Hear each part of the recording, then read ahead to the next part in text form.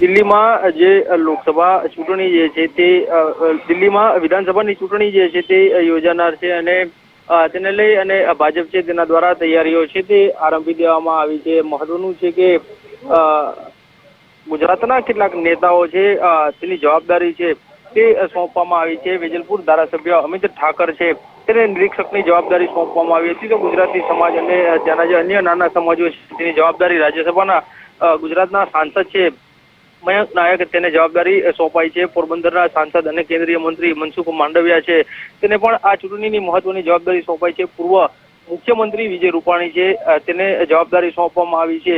આગામી 24 તારીખે એક બેઠકનું આયોજન છે તે દિલ્હીમાં કરવામાં આવ્યું છે અને ત્યારબાદ વિસ્તાર મુજબ તમામ ભાજપ શાસિત રાજ્યો છે ત્યાંના મુખ્યમંત્રી ને પ્રચારની જવાબદારી સોંપવામાં આવશે અને તમામ મુખ્યમંત્રીઓ છે તેનો રોડ શો પણ યોજવા માટે થઈને ભાજપ દ્વારા આયોજન કરવામાં આવ્યું છે। માહિતી આપવા માટે